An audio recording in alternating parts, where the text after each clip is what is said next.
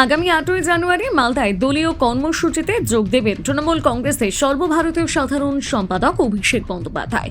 ওই দিন মালদায় পরিযায়ী শ্রমিকদের নিয়ে একটি গুরুত্বপূর্ণ সভা করবেন তিনি। জানা গিয়েছে, পুরাতন মালদহের নারায়ণপুর এলাকার 12 নম্বর জাতীয় সড়কের ধারে জলঙ্গা MSK ময়দানে এই সভা অনুষ্ঠিত হবে। সভায় উপস্থিত থাকবেন সেই সমস্ত পরিযায়ী শ্রমিকরা যারা বিজেপির শাসিত রাজ্যগুলোতে বাংলা ভাষায় কথা বলার কারণে কাজ হারিয়েছেন কিংবা সন্ত্রাসের মুখে পড়েছেন বলে অভিযোগ। এদিন সকালে সভাস্থল পরিদর্শন করেন জেলা তৃণমূল কংগ্রেসের নেতৃত্ব।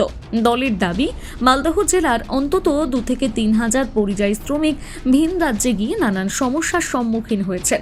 মালদার কর্মসূচিতে তাদের সঙ্গে সরাসরি কথা বলবেন অভিষেক বন্দ্যোপাধ্যায়। এদিকে অভিষেক বন্দ্যোপাধ্যায়ের মালদা সফর ও সভা সফল করতে এদিন মালদা জেলা পরিষদের অতিথি আবাসে বৈঠকে বসে জেলা তৃণমূল নেতৃত্ব।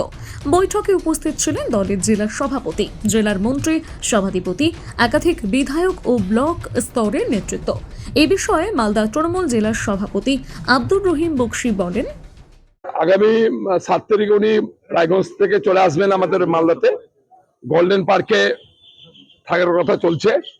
গোল্ডেন পার্কের পাশে একটা আমাদের মাঠ আছে, ফুটবল মাঠ জলঙ্গাতে। সেখানে ওনার সভা হবে মাইগ্রেন্ট লেবারদের নিয়ে, পরিযায়ী শ্রমিককে সাথে করে নিয়ে উনি সভাটা করবেন।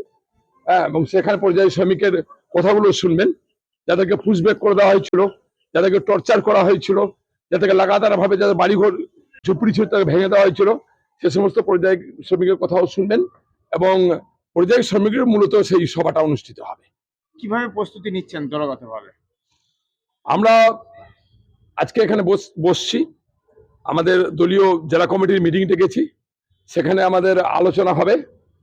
মূলত আমরা এই সভাটাকে পরিযায়ী শ্রমিকের সভা হিসেবে রূপান্তরিত করব।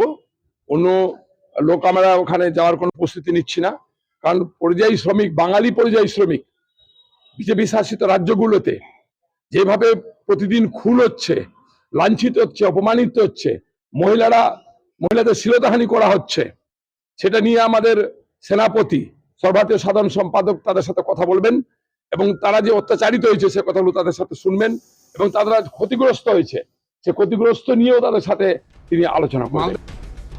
মালদা থেকে বিশেষ প্রতিবেদন, নিউজ টুডে।